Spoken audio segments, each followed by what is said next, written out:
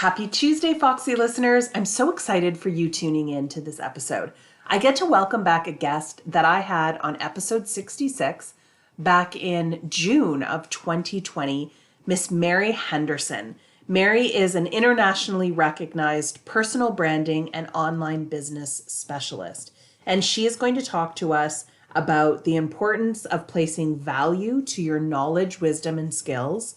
She's going to talk about understanding the key to having what you want is coming face to face with blocked emotions in your body. And she's going to talk about how that holds us back. And she's also going to talk about the new currency in the digital economy, which is you. So she's going to tell you some things about knowing how to brand yourself strategically and deliberately. So you're going to want to grab a pen and a piece of paper because this one is chocked full. I'm Tanya Fox, and you're listening to Fox Talks Business Podcast. I started my career in the corporate world, but always played to my own tune and loved to think outside of the box. This didn't always serve me well with the bosses, so I made the decision to become an entrepreneur. And that little seed of entrepreneurial curiosity continued to grow as I branched out into retail, service, and franchise businesses. Now, I have been fortunate to have amazing successes in the last 2 decades, but they did not come without some really big failures and even bigger lessons learned. And that's why I started this podcast, not just to share the failures, but to show you how you can turn every failure into a success. We're going to hear from some amazing humans from around the world that are going to share their stories of the good, the bad, and the motivational entrepreneurial life has to offer. After all, life is too short to make all of the mistakes yourself, so why not learn from each other? And of course, we're going to have some fun, because as I always say, well, you know what? I'll tell you that at the end of the episode. Hello, Foxy listeners, and welcome back to the show. I love it when I get guests that return, and I'm really excited about today's guest. She was on episode 66, so make sure you head back and listen to it because there's a lot of good stuff in that from June 16th of 2020. I can't believe how fast time has gone, but I'm really excited to have Mary Henderson back on the show. Mary, thank you so much for coming back. Well, thank you, Tanya. I'm really excited to be here too, so thank you. So for those that, maybe didn't quite listen to that episode yet, give us a little bit of your background. Okay, so first of all, I work with industry experts and I typically would help them commercialize their brands. And so I take their knowledge, wisdom, and their skills, and I systemize that, I organize that information, convert that into a digital business. Usually they want to become coaches or consultants, and then become an industry go-to brand. So that's essentially what I do right now. How I got there is actually quite interesting, but there's always a story behind every person, right? So that's why you're interviewing all these people, because of that reason. But my relationship, I think, with personal branding started in year 2000. And it was just one of those sliding door moments where I was given an opportunity. I was working in the tech industry, climbing the corporate rank, and I was given the company's largest account to manage in a sales capacity. And it was in that meeting that and the circumstances that happened in that meeting that I realized that, oh my God, if I can solve this complex problem, I can be known as that person that solved that complex problem and create my own demand in the tech industry. And so I was very conscious of what that meant for me. In that same meeting, I remember wearing my red snakeskin boots, and it was because of those red snakeskin boots that started a dialogue with the person that I was trying to, convince that our company is the right one for their organization. So my shoes became my brand signature throughout my entire career, still to this day, Tanya, because it was such an important conversation starter, and it was actually quite strategic. From that story, I actually did create my own demand. I was then headhunted by a multinational based out in California to head up their sales for Asia Pacific. So I was VP of sales, had a major sales team.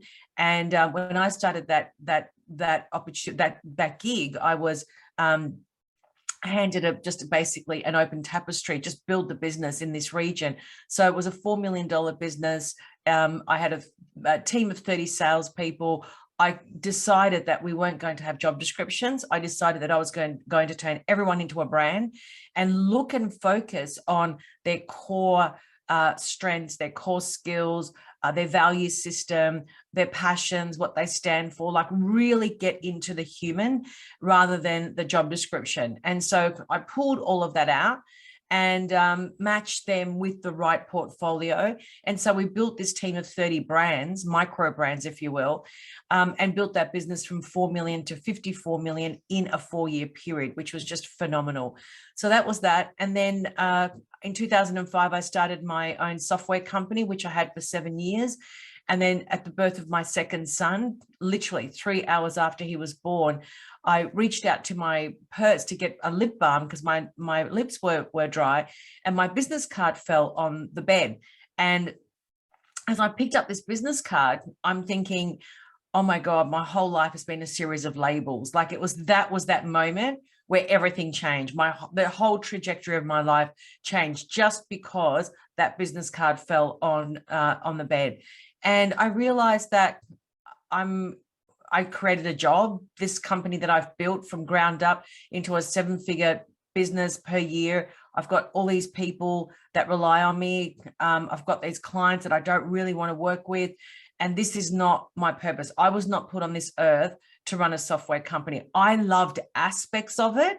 I didn't love all of it. Put it this way, I didn't wake up every morning and go, oh my God, I can't wait to go to work. So I knew that something had to change. So 2 weeks after that, I actually resigned from my own company, and my accountants were mortified. They said, oh, you've just got you're just hormonal. That's why you're doing this. So I'm like, no, this is much deeper than that. So then I did that in January 2012. I merged my business, and then I took a 12-month sabbatical, and that was the best thing I did. I literally, and I mean literally, shut the door to the outside world for those 12 months. I gave up credit cards, friends, social circles, you name it. I just gave up that life. That narrative was gone. And it was consciously decided that that was the life that I wanted for that 12-month period. I had a mentor who was a professor in philosophy. I had another mentor who was an expert in the emotional body, and both of those people literally held me so that I can make sense of who am I as a human? What am I doing here? What is my purpose? How do I find what I'm meant to be doing for the rest of my life?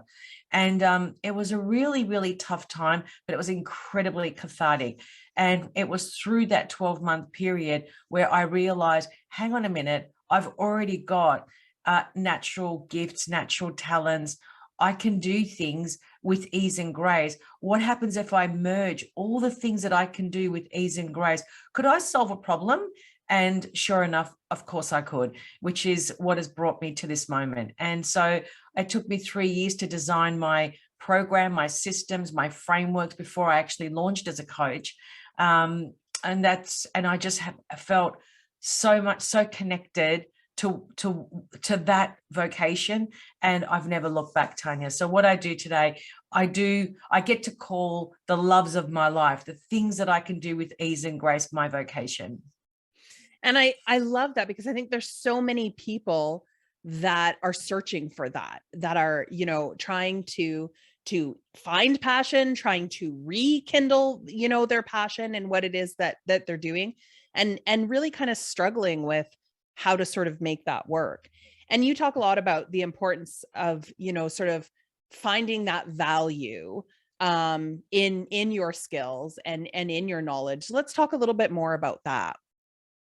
I think that values, I think a lot of people say, oh, I know my values, but I don't think that they really know their values and why it's important.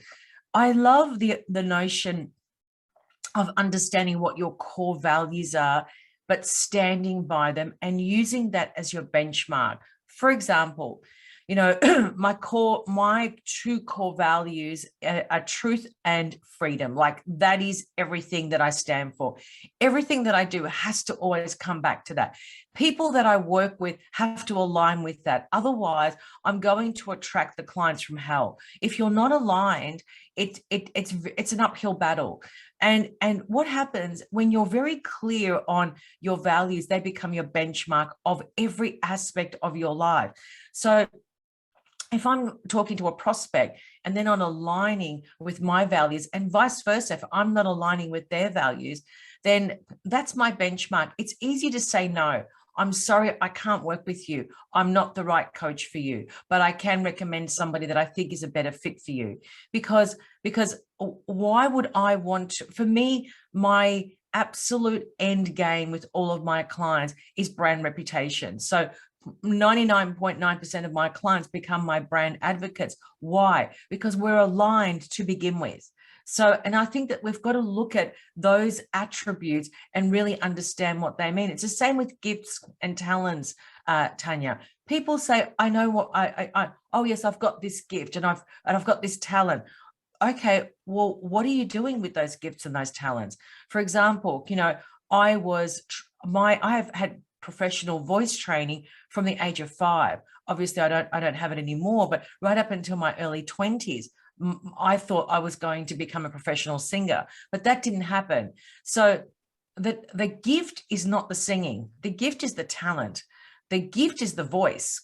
So the question is, as an adult, what do I do with that gift, which is my voice? How do I use that gift every single day? How does that gift shine through in the work that I do, in how I show up in the world? So yes, I don't sing, but I coach. And that's how I channel that gift. So we really need to break down these attributes so that we can not just live by them, but embody them so that they actually become who we truly are at our core. And because when you do that, you're actually showing up in your authentic natural state of being. And there's nothing like that. You can't find that outside of you. It already resides inside of us. Well, and I love what you said, because I think that for a lot of people, when you were using the example of singing and stuff, that a lot of people would take that and be like, oh, that's, there's something that I never achieved, as opposed to looking at it a little bit differently and going, but how can I still use that to better what I'm doing right now or what I want to do? So I think part of this too, when we're talking about this is people sort of get, obviously it's very emotional, and people sort of get these, blocked emotions because that's what you're dealing with when you're looking at where you are and what you're trying to do, when you're trying to figure out what your core values is. A lot of it comes down to, to that, and that can hold us back. So what is some advice you can give to understanding the key to really discovering that? I'm so glad that you've raised that, because I think that that's a very important part of our growth. And, I always talk about emotions as trapped trauma. And, when I say trapped trauma, they're just unresolved things that are still trapped in our body at a cellular level, because that's really where the emotions actually reside. And we need to understand what that looks like, but more importantly, what it feels like. And so, for me, going through that 12-month sabbatical, working through the emotional body was not only an eye-opener, because we're not taught how to deal with the emotional body, Tanya. People say, go and get a self-help book. We might read 2 or 3 self-help books and believe that we're enlightened and empowered. But in actual fact, that's the worst place to start.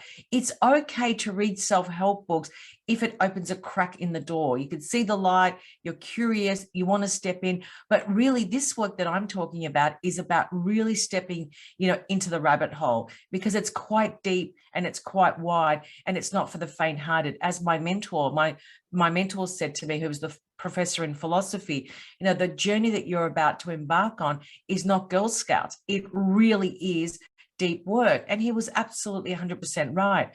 Going into the emotional body is where, think, for example, when we get triggered really easily, that's an emotion that keeps replaying over and over again, but it's actually impacting the world that we're living in, and it's also impacting the way we see the world.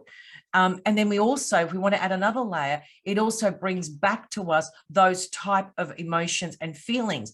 Now, emotions are not feelings. Emotions are a description that we give a plethora of feelings that lie in our body. So when I was frustrated and feeling like I was walking an uphill battle, these were emotions and feelings that were constantly playing out every single day. They came to the surface after years and they kept on playing out. And I couldn't figure out, why am I feeling like this? Why am I dissatisfied with my life? Why do I feel stuck? Why do I feel like I'm not successful? Why do I feel blah, blah, blah?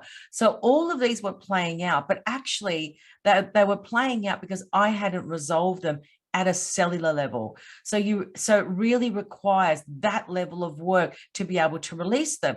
So when you start to release those emotions and those feelings, or you start to give them a new meaning so that you attach new feelings to those new meanings, then your world starts to change exponentially, literally in front of your eyes. Because now, like the quantum physics states, what you put out is what you're going to get back.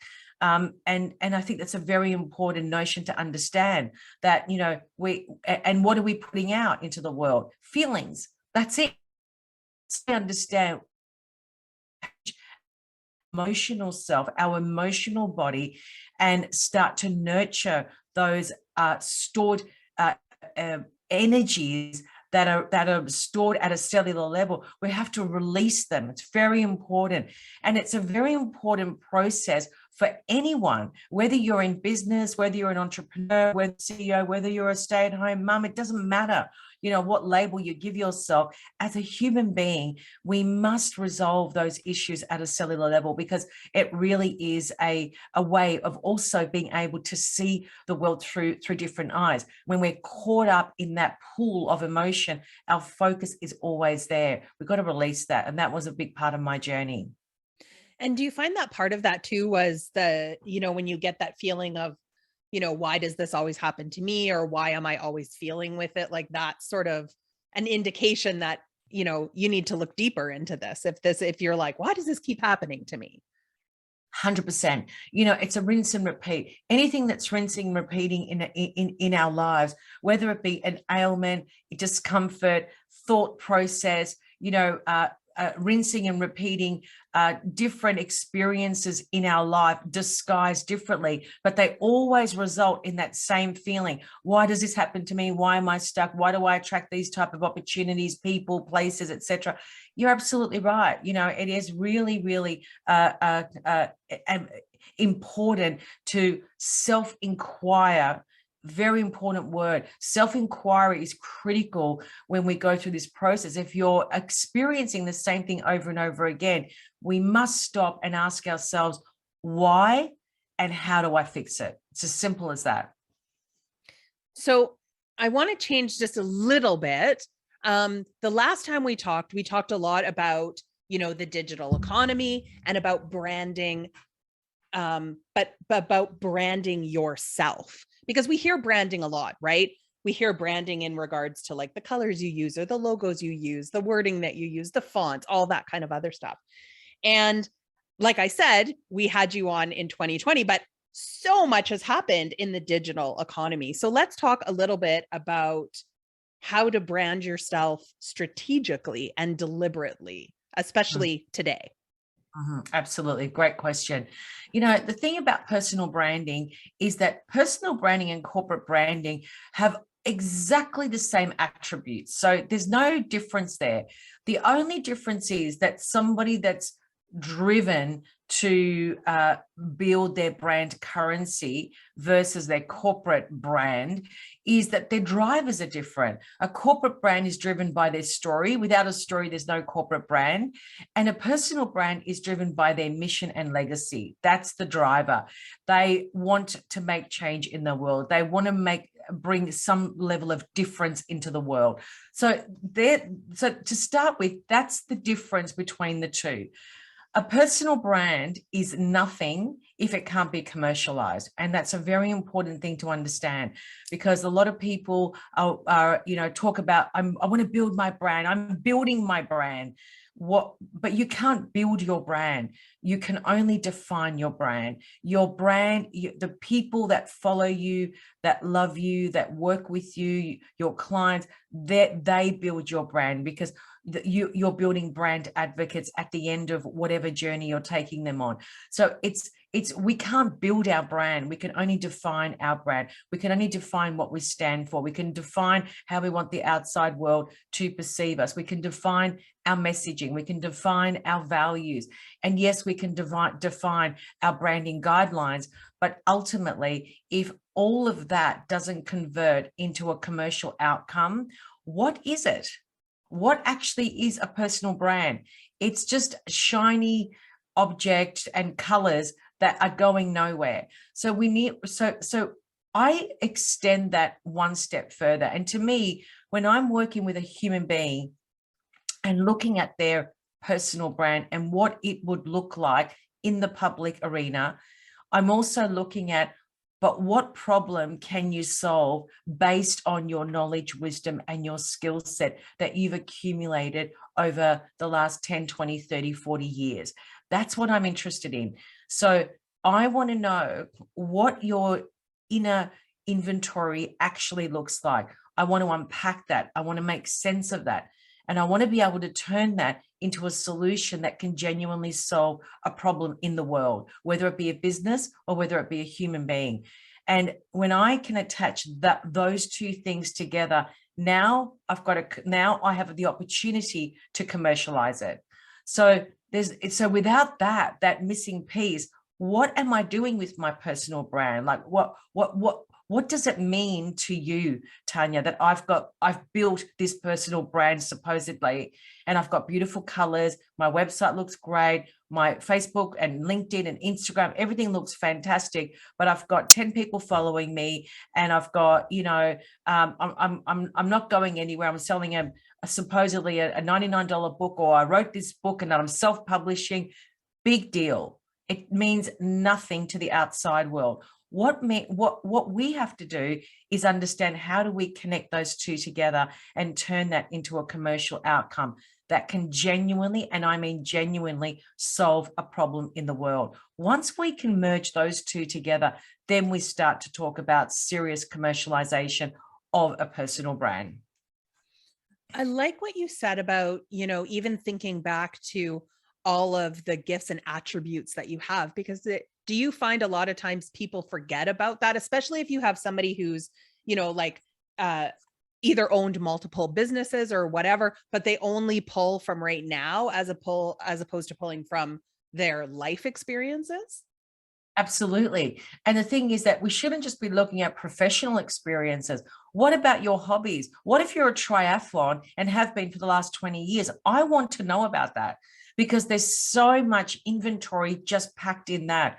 And a lot of people, because we've been brainwashed, especially when you step into the corporate arena, you don't talk about your hobbies. You don't talk about your passions. You don't talk about the things that you do on weekend that really, really make you excited and happy. All we talk about are Excel spreadsheets, strategy, risk, all these corporate words, which are important, but that doesn't necessarily mean that that's who you are in your natural state of being.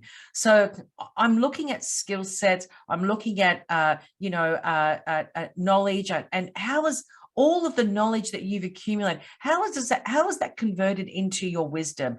Because that's what people pay for. Ultimately, at the end of the day, when people come and work with me, what are they really buying? They're really buying my wisdom. That's really what they're buying. I've got an amazing system. I've got awesome frameworks. Everything is just laid out beautifully. But ultimately, when my clients get on that call, what are they actually doing? They're feeding into my wisdom, and they're pulling that out and leveraging that. So that's what I'm trying to do, because when people can leverage from your wisdom, that's when you can ask for premium pricing as well. That's where premium pricing lives. So yes, internal inventory for me means, who are you in your natural state of being? That's what I'm looking at. And I think that's a good,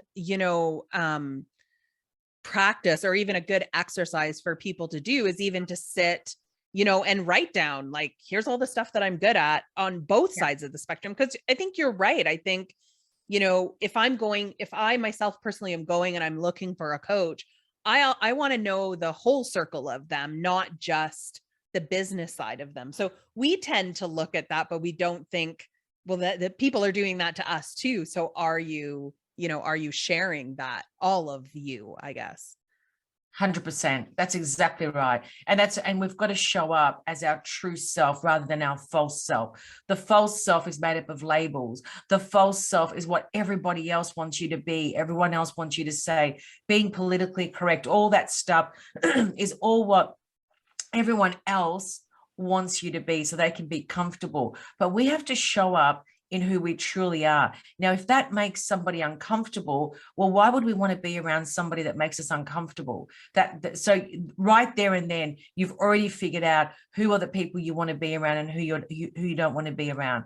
But the other thing is that, could you imagine what it would feel like to say, this is my vocation, but really it's the love of your life. Like, this is what you can do with ease and grace. That's what I want people to think about. What would that feel like if you could wake up every day, get paid to be in your natural state of being?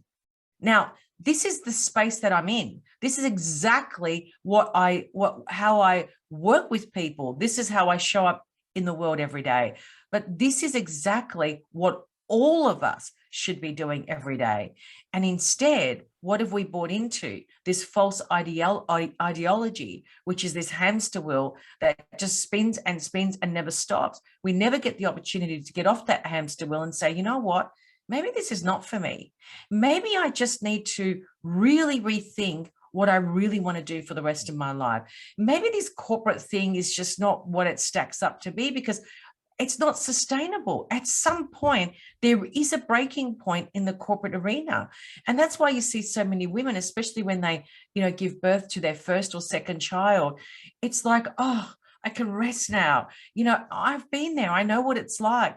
But it's not the resting. In that period, that's the moment that we should be saying, oh, there's got to be more. I can't just go back to this 9 to 5, working under fluorescent lights. And it's never 9 to 5, is it? It's always, 8-10 hour days. So we've got to revisit that. That's why during the COVID period, so many people embraced working from home that were in corporate.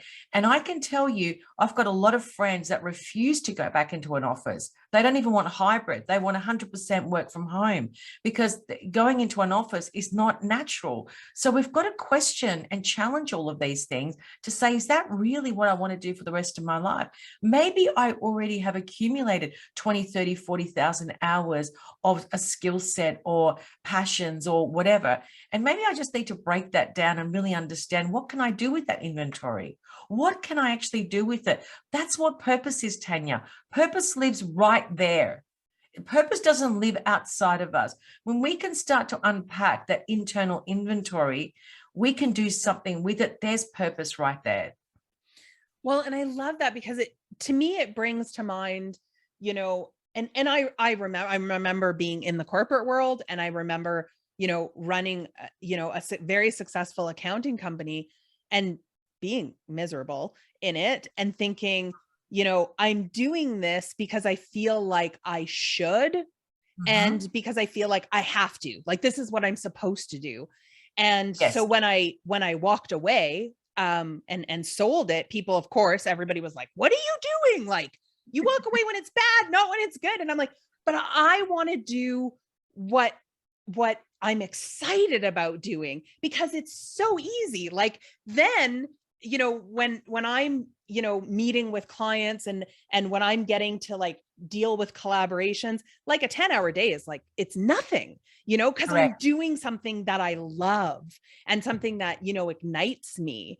And I don't feel that, that pressure. But I think, like you said too, we forget that when we do what we think we have to do and we're drawing those people, like that takes so much energy from you dealing with the wrong client, I guess I should say.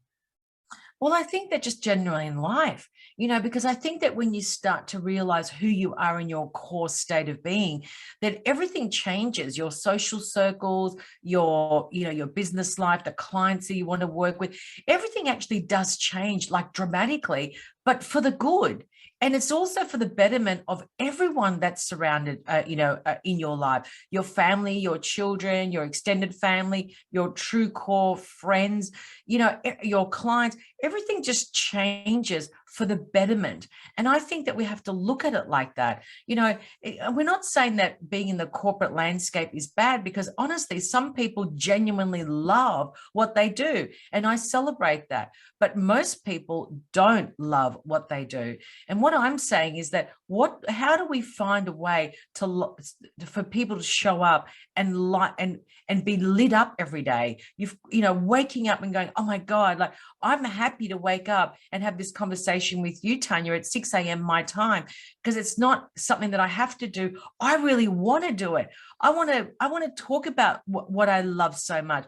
I want to meet people like you. I want to be around this energy because we're feeding off each other. What a great way to start your day, as far as I'm concerned. So, and that's why I keep saying that if you can't commercialize your personal brand, what do you do with it? And so when we can commercialize our personal brand, my version of it, I'm looking at what an individual holds as internal inventory, because that's currency right there. That is a real life currency. And once we understand that that's currency, then we can go ahead and do something with that. And that's why I keep saying that purpose lives there. That's where your purpose is. Our purpose is not outside of us. It's what we hold inside of us. I love that. And I know that there are people listening right now that are going, this all sounds really good, but I have no idea how to get there. Like, I hear what she's saying, and, and I've been that person, because I've been that person that's read the books and went, oh, that's really good. And then, I think while I'm reading the book of all of these things I'm going to implement. And then frankly, the book goes onto the shelf and I don't implement it very much. I've never implemented the 5-second rule, and I do not wake up at 4 a.m., but I've read both of those books and went, this is a good idea. It did not happen. So you has very generously offered a coaching call for people, especially those that are sort of, starting a business or in their business and not making progress. Because I think that's really where people get stuck is they go, I know what I want to do. And I feel like I know what my gifts are, but I'm not there. Like something is missing. So talk to us a little bit about what this call would be and who maybe I just described exactly who it's for, but. Well, the first thing is I want to say is most people that I work with, the biggest pain point is, as you said, I know I've got all this knowledge. I know I've got all this life experience and professional experience, but I actually don't know how to turn that into a business. Right. So the biggest pain point for a lot of people is, how do I organize my information? How do I organize that data?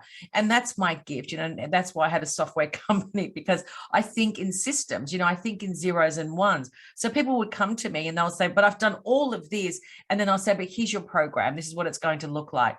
Because the thing is that we've got to look at, it's not just the program, Tanya, it's actually understanding, what will command a high ticket price point. That's what we've got to look at. Otherwise, we're wasting our time. So for the people that want to book a call with me, it's a free coaching call. It's 45 minutes. And it is really designed for those people that are already started, but you're stuck, something's not working, you can't monetize, you create your brand as an authority, something's missing. So in that call, I will actually do a gap analysis. It's a full gap analysis. It's actually quite awesome. And then I can show people, okay, these are your gaps in personal branding. This is where your gaps are in systemization and your digitalization strategy. And of course, your lead generation strategy. So I look at all of the 24 critical moving parts, and I can show people where their voids are. And then at the end of that call, they've got a plan. They can say, oh, actually, I need to work on my personal brand, or I need to really focus on building these digital assets. So at least it's a starting point. It's just like a prescription to say, this is the medicine that you need. It's up to you whether you take it, or it's up to you where you want to get it from. But this is really the pathway. And just keeping in mind, if I can just give context to that gap analysis, it really is based on my 40,000 plus hours of experience, of lots of trials and tribulations. My clients call me the framework queen, because I framework everything. There's nothing that I teach that's not frameworked. It's all systemized. So this gap analysis is no different. It really is experiential. And of course, if anyone wants to then, work with me, then I can talk about that as well. But this really is a gap analysis call to show people how they need to be thinking, what they need to be implementing. And I really do hope people take it up, because I think that's where, like you said, that's where so often people feel stuck, because they feel like, I know what I want. I've got it here, and I've created all of these things, right? I've got all of these things, and That's right.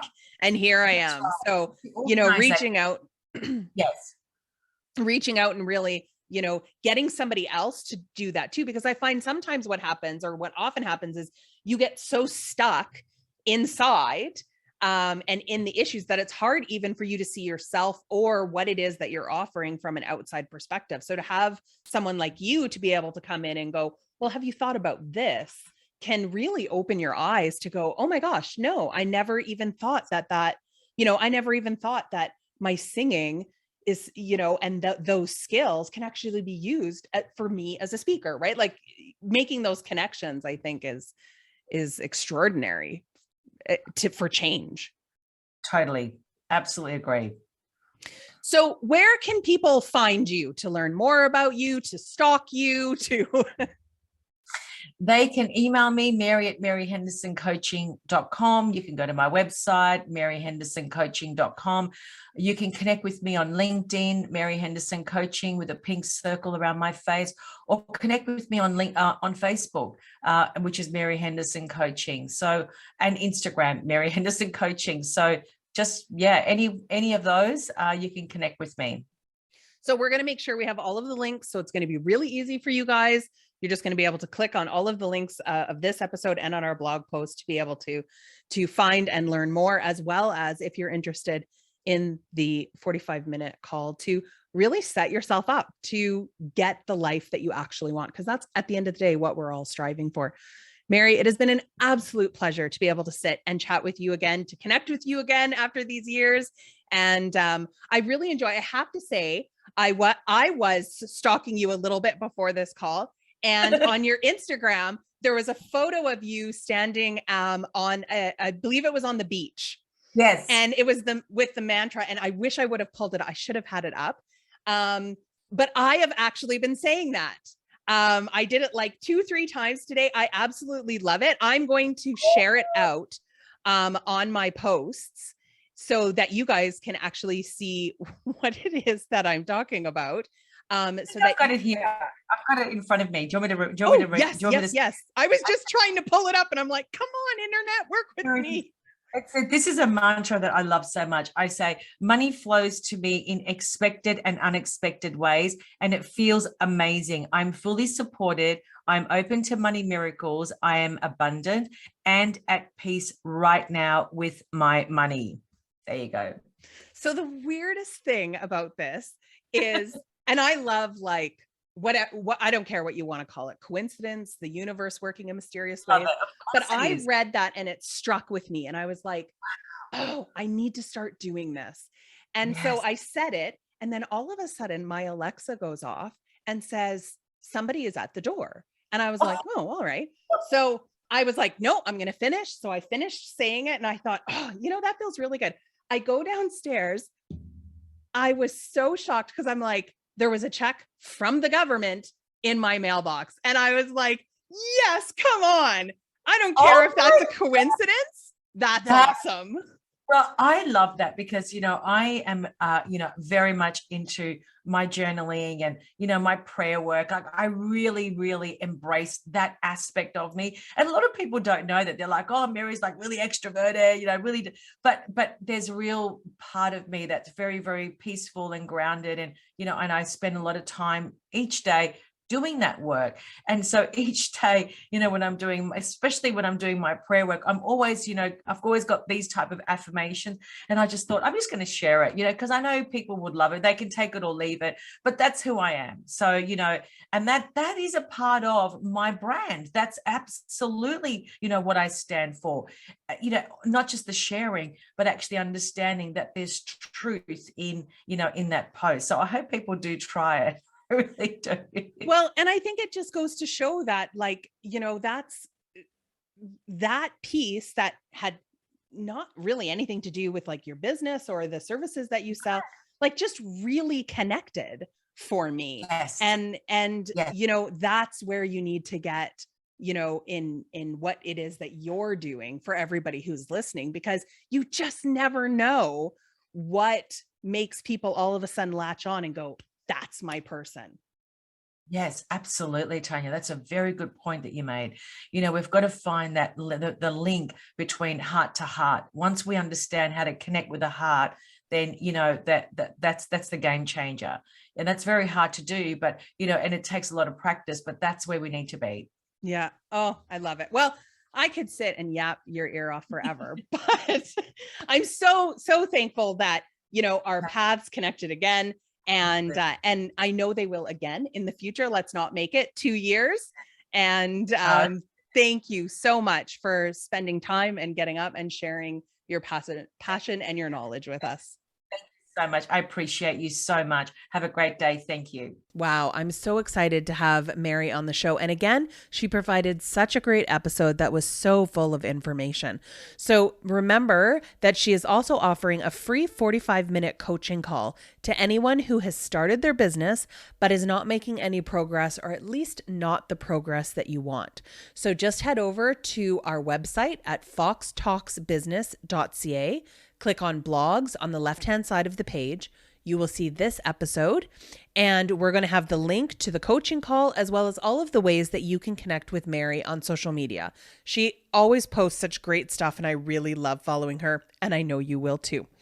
We have some more exciting episodes that are coming up for the rest of this month, as well as some special solo episodes that some of our listeners have requested. So if you have a topic that you want us to dive into, to research, to just talk about, then let us know. Message us in any of our social medias. I read them all, or you can email me directly at foxtalksbusiness@gmail.com and let us know what it is that you are wanting to hear about. I love hearing from you guys, and I love getting your ideas. They really inspire me. So keep them coming in.